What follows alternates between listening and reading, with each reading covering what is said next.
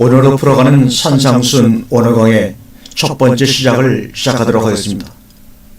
우리가 성경을 통해서 여러 시대를 살아봅니다만 어쩌면 그렇게 성경이 정확한지 마태복음을 보면서 가르침으로 시작해서 가르침으로 끝나는 시대구나라는 감격을 받게 됩니다. 그래서 그 제자들을 통해서 증인사역이 시작되고 우리가 살고 있는 시대가 땅끝까지 증인사역을 마치는 그런 시대로서 전하고 가르치는 시대라는 것입니다. 그래서 교회라고 하는 것은 설교가 주인데 풀어서 가르친다. 그래서 그런 단어를 즐겨 쓰고 또 그런 단어가 주되게 쓰는 시대가 기독교 2000년의 역사였습니다. 그래서 신앙만 있고 신앙은 없으며 한국만 있는 그런 시대, 곧 마태복음 시대라는 것입니다. 그런데 요한복음의 만찬강화는 사랑으로 시작해서 사랑으로 마쳐지느냐 참 이상합니다. 우리가 그저 마태복음을 읽고 요한복음을 읽습니다만 마태복음은 시작이 있고 아브라함부터 시작하고 있고 요한복음은 시작이 로고스부터 시작하고 있습니다.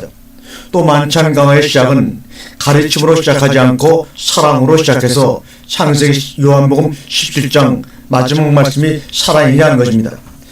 참 우리가 그동안 성경을 너무 뜻없이 보았구나 하는 것을 느꼈습니다. 또 의미 없이 그저 많이만 읽었구나 하는 것을 생각하게 됩니다. 우리가 아직도 가르침의 제도 속에 살고 있고 가르치고 배우는 것을 주업으로 삼고 있는 그런 일을 하고 있지만 그러나 사랑을 생각하지 않을 수 없는 그런 때라는 겁니다. 사랑이란 단어를 떠올릴 때마다 사람들이 부담스러워하는 것은 주어야 한다는 것 때문일 것입니다. 나는 받고만 싶은데 주어야 한다는 생각, 그래서 비록 공간이 떨어져 방송 매체를 통해서 들을 때에도 사랑이란 단어만 나오면 따뜻하고 좋은 것이 아니라 썰렁해지는 것입니다.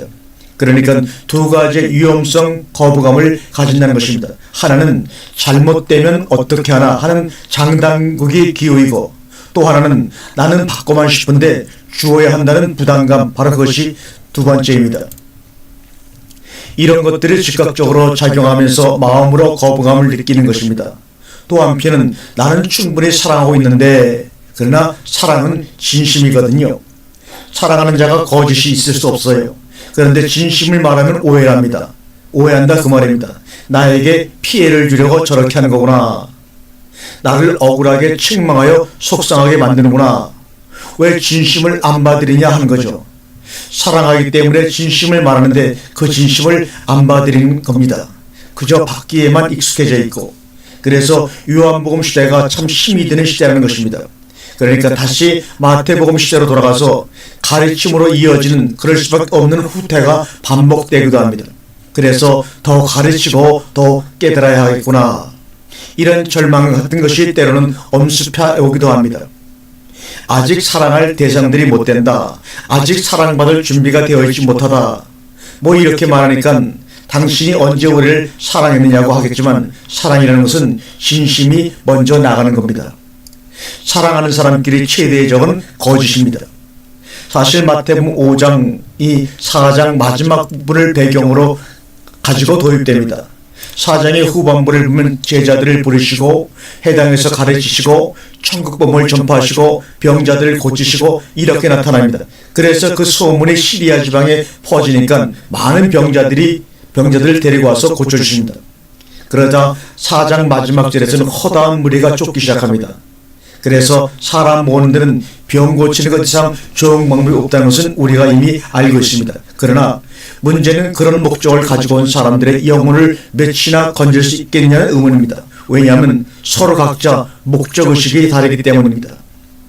그래서 그런 무리를 보시고 산에 올라가 앉으시며 가르치기 시작하시는 것이 바로 산상수훈입니다.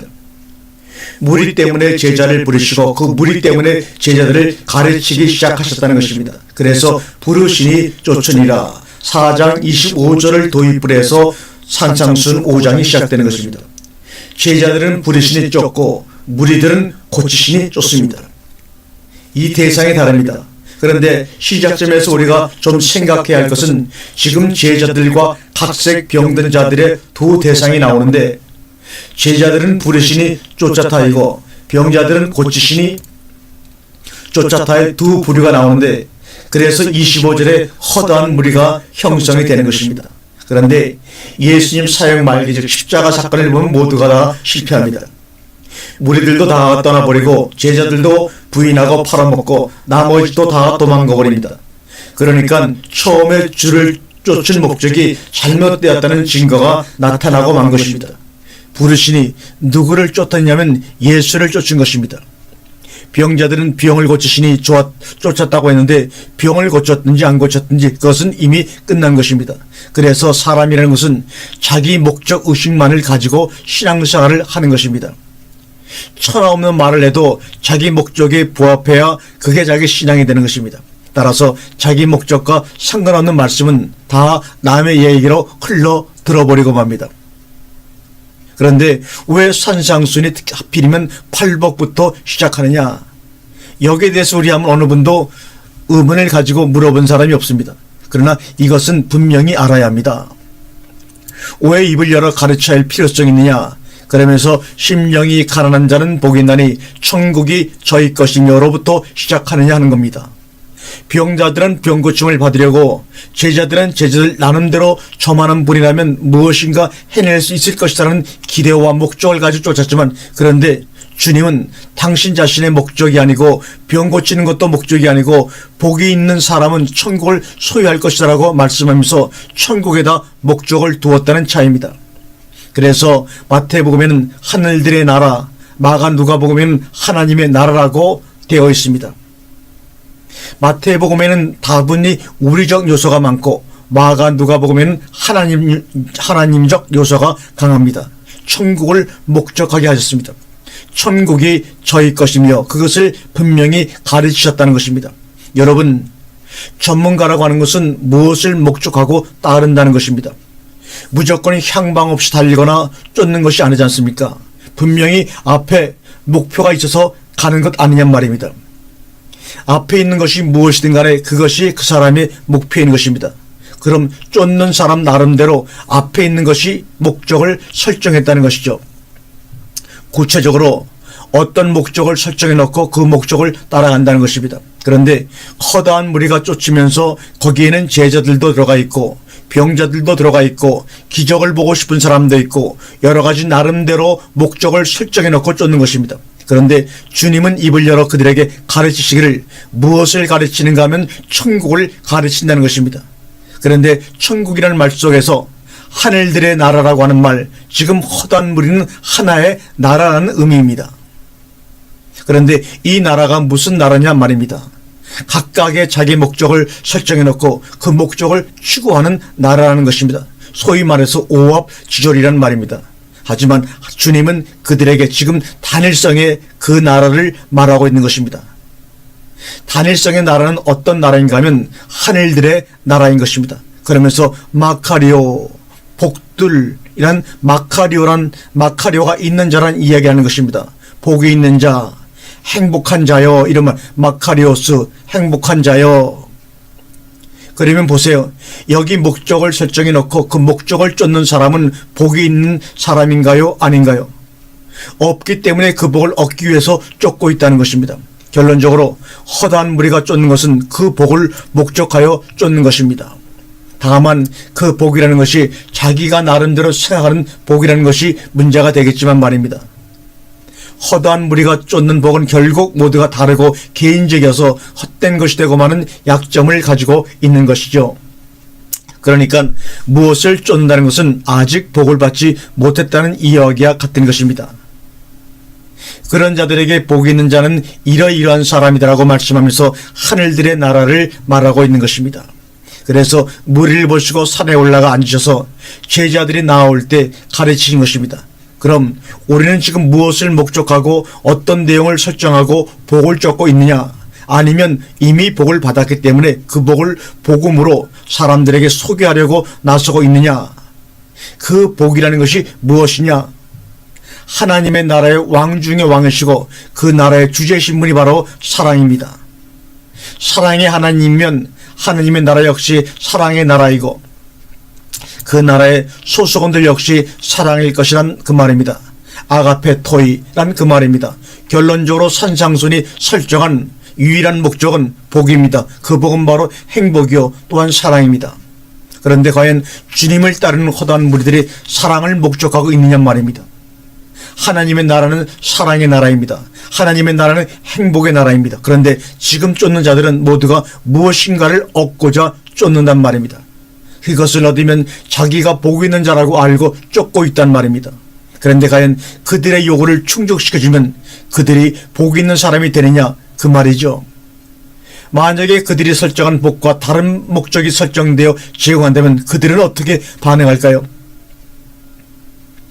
이 세상에 사는 모든 이들과 이 방송을 듣는 여러분들도 각자가 그리는 꿈이 있단 말입니다.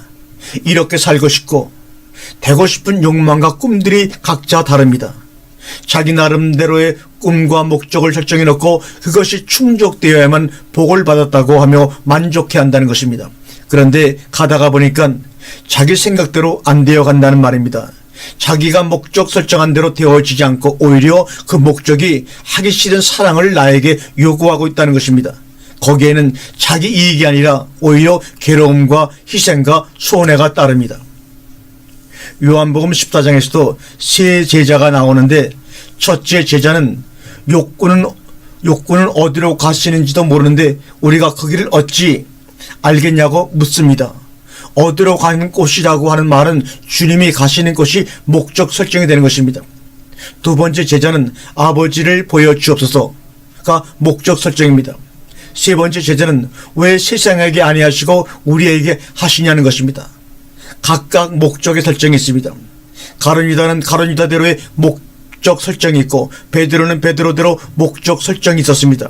야고보와 요한은 누가 주님의 좌편과 우편에 앉을 수 있느냐는 것이 목적이었습니다. 그런데 성경은 엉뚱하게도 하늘들의 나라를 우리에게 말하면서 그 나라가 바로 사랑이라고 우리에게 대답해주고 있습니다. 거기에 끝까지 몇 명이나 따라오겠습니까? 거의 주님은 기대하지 않습니다. 이것은 없는 살림 말아먹기 좋고 좋은 일 해놓고 욕먹기 딱 좋은 것이 바로 하늘들의 나라였습니다. 그래서 우리는 이 시간에 천국이라는 것에 대해 생각할 필요가 있습니다. 우선 하늘들이라고 하는 말은 세상에서 하늘로 뜬다는 말입니다. 세상에서 그리스도 안으로 감춰져 버린다는 말입니다. 세상 곧 땅의 반대가 하늘이기 때문에 하늘들의 나라라는 것은 세상에서 떠버린다는 말입니다. 그런데 우리는 천국 하면서도 세상 안에서 모든 것을 붙잡혀 놓고 거기에 맞는 것만 구하려고 하고 있으니 하늘들의 나라가 그들의 삶 속에서 복으로 와닿지 않지요. 그런 천국이라면 필요 없다는 것입니다. 그래서 죽어서 가는 그 천국을 위해서 내가 살아서 복을 받아가지고 좋은 일을 많이 하겠다는 그 열정과 의지가 세상을 망가뜨리고 있는 것입니다. 요한계시록 12장 12절에 그러므로 하늘들 우라노이스 하늘들과 그 가운데 거하는 자들은 즐거워하라. 그러나 땅과 바다는 화 있을진저 이는 마귀가 자기의 때가 얼마 못된 줄 알므로 크게 분내어 너희에게 내려갔음이라 하더라. 13절에 용이 자기가 땅으로 내어 쫓긴 것을 보고 남자를 낳은 여자를 핍박하는지라. 하늘들의 나라 그러면 세상 나라의 반대말입니다. 그럼 우리들은 과연 세상에서 뜬 요한복음의 말을 빌리자면 이 세상은 내게 속하지 않았다는 표현과 같은 말입니다. 요한복음 8장 23절에 예수께서 가라사대 너희는 아래에서 났고 나는 위에서 났으며 너희는 이 세상에 속하였고 나는 이 세상에 속하지 아니하였느니라고 말씀하고 있습니다. 또한 요한복음 15장 19절에 너희가 세상에 속하였으면 세상이 자기의 것을 사랑할 테나 너희는 세상에 속한 자가 아니요 도리어 세상에서 나의 택함을 입은 자인 거로 세상이 너희를 미워하느니라고 말씀하지요. 또 요한복음 17장 14절과 16절에 보면 내가 아버지의 말씀을 저에게 주었사오니 세상이 저희를 미워하였사오니 이는 내가 세상에 속하지 아니함 같이 저희도 세상에 속하지 아니함을 이남이니다. 세상에 속하지 아니한 자 바로 하늘들입니다. 그래서 하늘들 안에 계신 우리 아버지여 이 말입니다. 그러므로 주기도문은 세상에 속하지 않은 자들에게 주시는 주님의 기도입니다. 그런데 몸과 마음이 세상에 붙잡혀 있으면서 주님의 기도를 한다고 하는 것은 어불성설입니다. 내가 세상에 속하지 아니한 같이 저희도 세상에 속하지 아니하였사옵나이다. 이들이 모두 하늘들입니다. 그러면 우리도 과연 그러냐 그 말입니다. 오히려 오늘날의 교회나 신자들은 세상에 속하지 못할까봐 안달이고 세상으로부터 낙오될까봐 염려와 근심을 하며 세상의 인정을 받고자 난리인데 세상을 버리고 포기한다는 것 이것은 생각할 수도 없는 것입니다. 그런데 오늘은 주님은 세상을 버리고 하늘들에게 가르침을 주시고 있는 것이 바로 산상수훈입니다. 어떻게 하면 세상에 적응하고 살아남을 것인가가 목적인데 말입니다. 어떻게 세상 속에서 저들과 어깨를 겨루며 당당하게 살 것인가가 무리들의 최종 목적이란 말입니다. 그래서 자기들의 부족을 해결하고 육적으로 병들고 장애인 상태를 고쳐 온전하게 되려고 그 자기들의 부족을 해결하고 세상의 정상인들처럼 꼭지점에 서가지고 당당하게 힘을 발휘하고 싶어서 바로 예수님을 쫓고 있는 것이 바로 무리들입니다. 그러니까 어떻게 보면 성경은 불가능으로부터 시작을 하고 있고 심판으로부터 시작을 하고 있는 것입니다. 아예 여기서 가능성이 없으면 일찌감치 포기하라는 것입니다. 오늘날 기독교인들의 천국관도 모두 자기 중심적인 욕망의 천국관입니다. 내가 이 땅에서 누리지 못하고 이루지 못한 것들 그 나라에 가면 다 이루어지겠지, 누리겠지 하는 막연한 기대로 채워진 천국 말입니다. 이 세상에서 베풀지 못하고 사는 사람들 어떻게 그 나라에 가서 베풀 수 있다는 말입니까? 오늘 마태복음 4장 마지막 부분의 대상들을 보세요. 우선 부르시니까 쫓기를 시작한 제자들도 그 마지막을 잘 압니다. 어떤 목적의식을 가지고 쫓았다는 말이며 적어도 예수가 살아있을 동안에는 저분이 한 것 할 것이다 이 말입니다. 언젠가 한번 정권을 잡을 것이다라는 정치적인 목적의식을 가지고 쫓은 것은 사실입니다. 물론 나중에 오순절 성령을 받고 달라지긴 했지만 그리고 여기 병자들 허다한 무리들 그들 역시 다 자기 나름대로의 목적의식을 가지고 쫓았습니다. 이것이 바로 목적을 이루는 삶입니다. 그런데 우리는 목적을 이루는 삶이라는 어느 책이 히트치는 걸 보고 정말로 대단하게 하나님의 말씀을 전해주고 있다고 착각하는데 그것은 바로 여기에 있는 무리들의 모습을 얘기한 곳에 지나지 않는 책입니다. 그런데 자기 목적이 달성된 사람들은 다행이지만 제자들 대부분은 자기 목적 달성이 안 되었습니다. 우리가 성경을 가르치고 말씀을 전합니다만 우리 자신들이 깊이 생각해 보아야 할 것이 뭐냐면 너무 말씀 듣는 것에 익숙해 있지 않느냐 이 함정에 빠지지 말아야 합니다. 말씀 듣는 것이 좋고 깨달아지는 것이 좋고 그럼 우리는 무슨 생각을 하느냐 하면 그러다 보면 어떻게 되겠지 이 말입니다. 이게 바로 속고 있는 것입니다. 우리가 우리의 의지를 가지고 가는 것이 아니라 우리의 의지를 성령님과 말씀에 들여서 곧 자기를 부인하여 말씀이 마음껏 내적으로 역사하도록 해야 한다는 것입니다. 그런데 그냥 듣기만 하고 가만히 있으면 되는 줄로 착각하면 안 됩니다. 내적인 역사가 일어나야 하고 성령의 간섭하심이 있어야 합니다. 그러다 보면 아가페 토이가 되는 것입니다. 사랑하는 자들이 되는 것입니다. 아가페 토이 그 속성이 뭐냐면 상대가 나에게 어떻게 대하든지 간에 자기에게는 사랑이 나가는 것입니다. 끝까지 진심으로 대하는 것입니다. 진심과 성심으로 대하는 것, 이것이 바로 아가페 토입니다.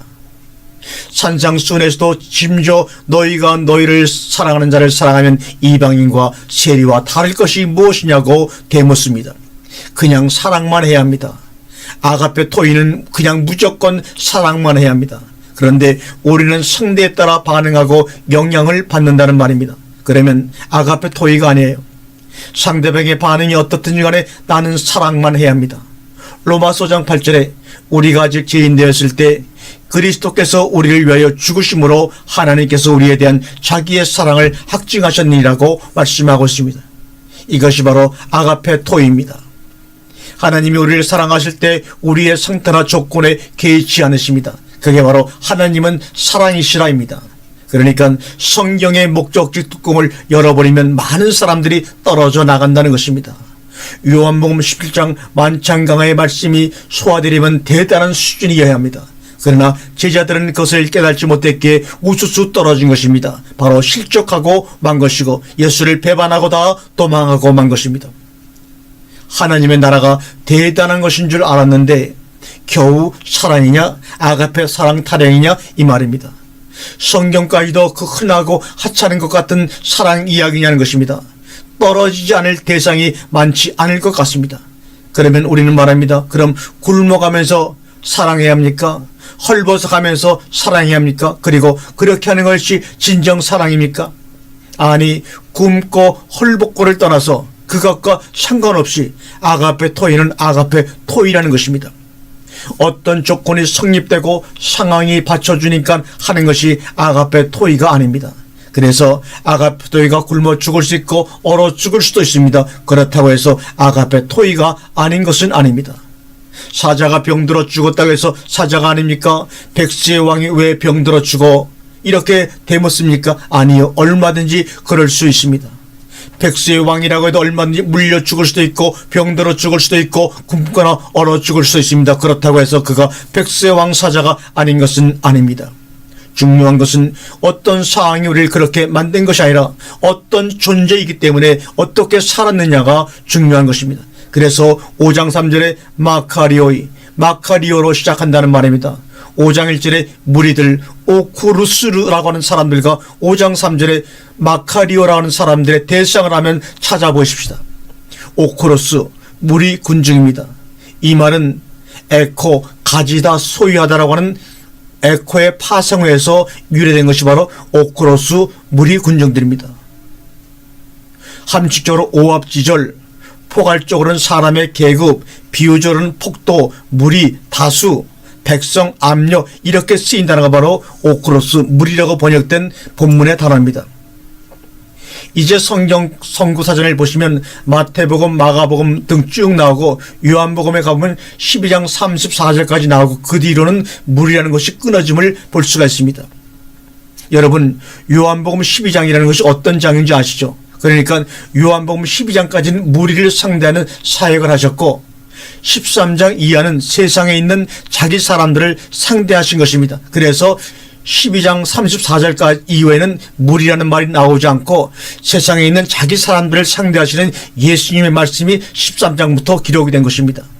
그리고는 사도행전에서 무리들이 다시 나오고 이후에 보면 사도행전 이후에는 무리들이라는 말이 한 번도 안 나오다가 요한계시록 7장 9절에 가서야 무리라는 말이 나옵니다. 다음은 요한복음 7장 9절을 읽어보지요.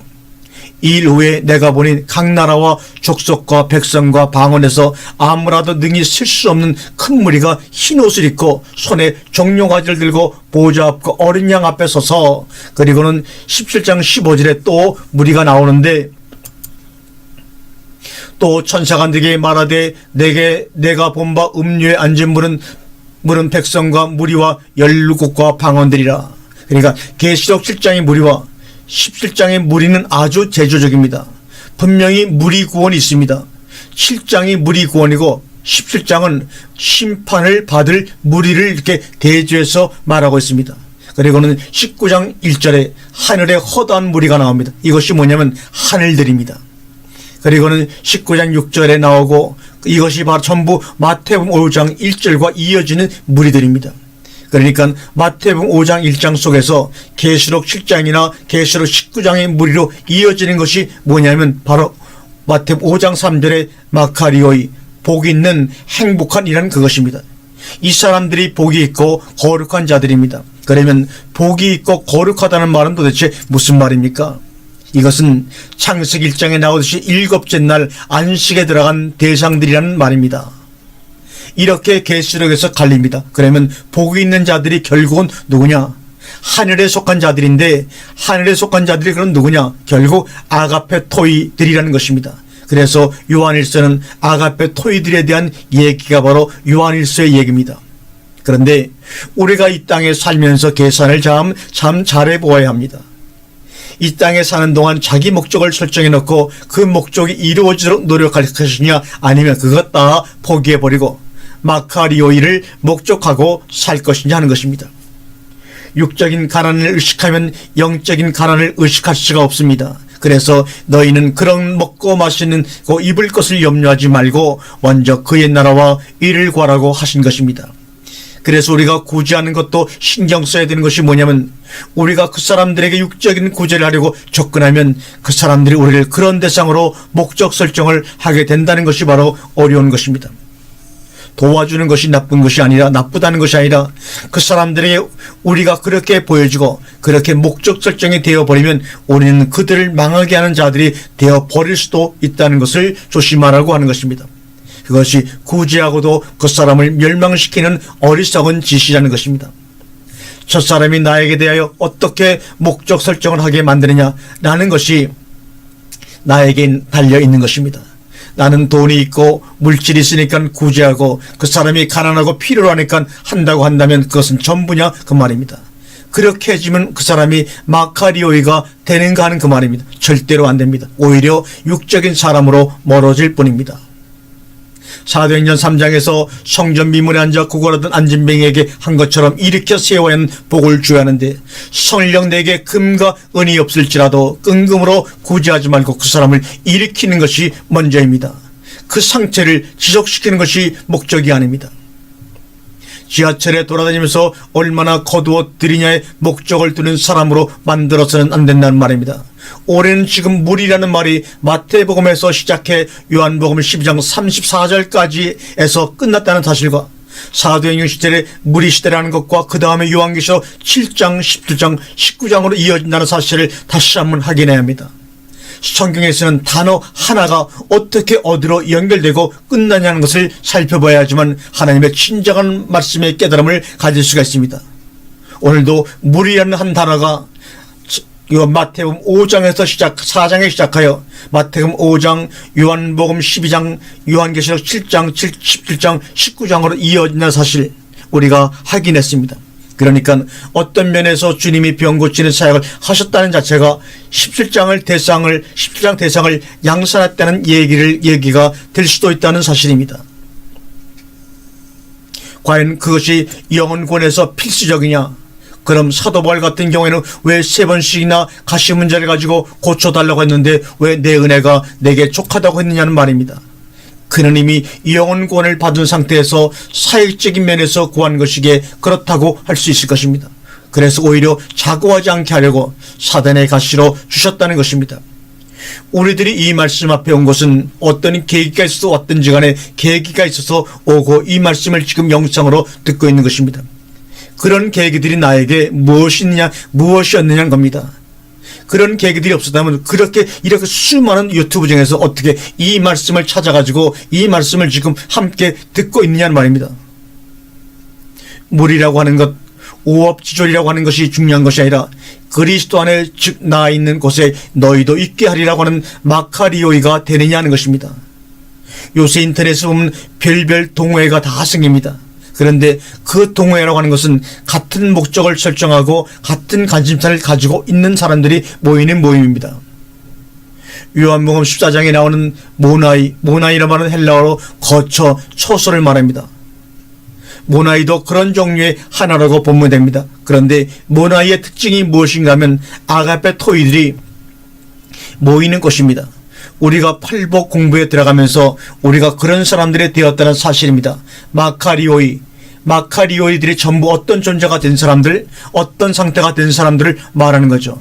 우선 첫 번째 복에서 푸터코이, 가난한 자가 되어야 한다는 것입니다. 무엇에 가난해지는 것이냐? 토푸리마티, 영에 가난해야 하는데 이것이 말씀들의 목적 설정입니다. 역격이라고 하는 것은 목적의 의미도 있고 공간의 의미도 있으며 상태의 의미도 있는데 여기서는 영적 상태, 토푸리마티라는 거죠. 영적 상태죠. 그런데 영적으로 라고 하는 말 자체에 목적의식이 들어가 있습니다. 하나님도 영이시고 하나님의 나라가 영의 나라이기 때문에 영들의 나라입니다. 영적으로 가난뱅이들. 그런데 육적으로 부하려고 하기 때문에 문제가 생기는 거예요. 그러니까 어떻게 내가 가난해질 것이냐? 세상에서는 자기가 어떻게 하면 부자가 되고 높아질 것인가가 모두 목적입니다. 가난뱅이가 될 것을 목적하는 사람은 아무도 없습니다. 어쩔 수 없이 가난뱅이가 된 것이 참으로 자기가 가난해지고 싶어서 가난해진 사람은 제가 주변에서 아직까지도 찾아보지를 못했습니다. 그런데 왜 첫째 복은 영적으로 되려고 하는 목적 설정을 해야 됩니까? 첫째 복은 영적으로 데려가는 목적 설정을 해야 합니다. 왜 나는 안 되느냐? 둘 중에 하나이기 때문인데 하나는 육적으로 부하려고 하는 목적 설정 때문이고 다른 하나는 영적으로 가난해지려고 하는 의지가 없었다는 것입니다. 가만히 보면 무엇을 많이 알려고 하거나 알아보려고 하는 호기심과 지식으로 자기 속을 꽉 채우려고 하는 그런 의지로 가득 차 있는 사람들을 봅니다. 오히려 그런 면에서 비우고 가난해지려고 해보라는 말씀입니다. 사람이 가난해지면 얼마나 풍요로워지는지 아세요? 그러나 반대로 사람이 부해지면 얼마나 가난해지는 줄 아십니까? 냉장고에 먹을 것이 가득 차 있는데도 지금 먹을 것이 아무것도 없어요.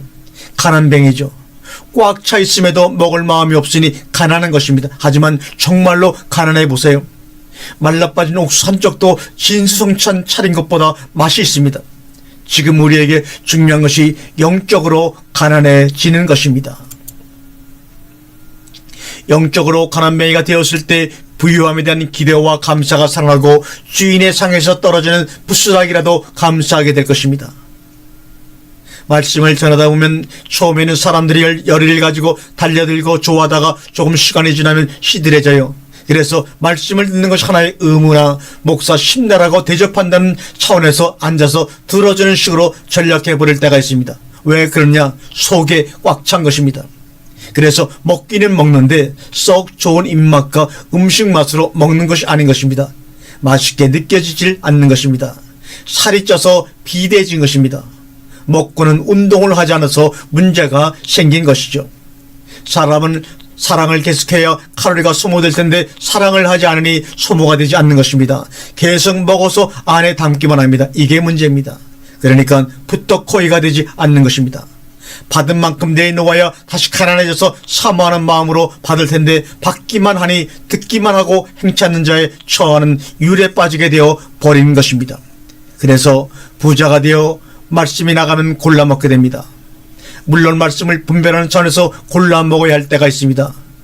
목사가 전하는 말이라고 다 옳은 것이 아니니까요. 특별히 목사가 변질될 때는 더욱 분별해야 둘 다 구덩이에 빠지지 않게 되는 것은 사실입니다.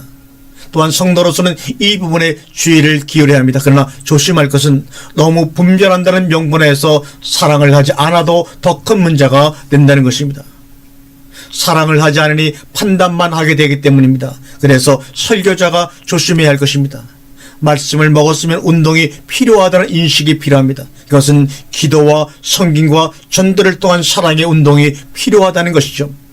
첫 번이 푸토코이입니다. 우리는 천국이 임하게 합니다. 무엇이 복이냐? 바실레이아 톤 우라논, 하늘들의 나라가 바실레이아 톤 우라논이 앞에 나오는 것이 아니라 아우톤 에스틴이 앞에 나오고 있습니다. 아우톤 에스틴.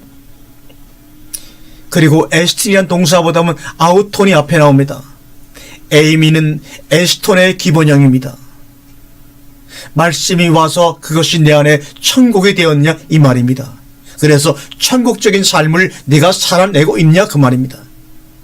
천국이 무엇이냐? 이 시간 내내 말씀을 드렸습니다만 참 심사숙고 해야 할 것입니다. 나는 우리 식구들을 무리로 보지 않습니다. 제자로 보지. 그래서 요한계시록 7장에는 두 대상들만 나오잖아요. 12지파와 흰옷을 입은 많은 무리.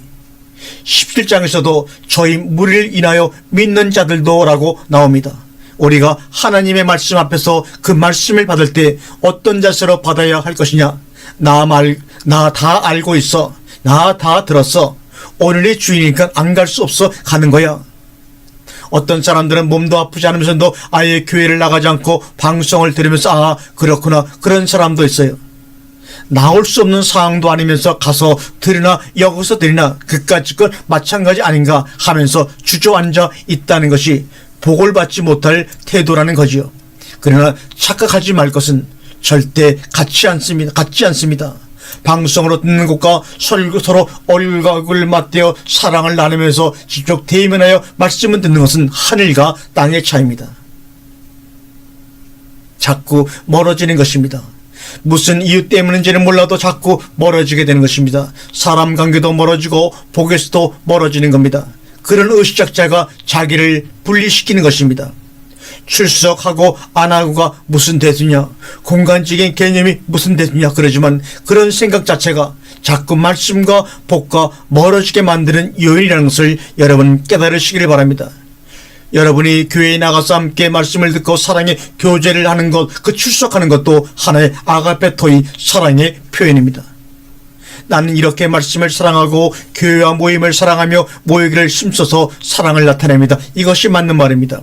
할 수 있는 한 출석해야 합니다.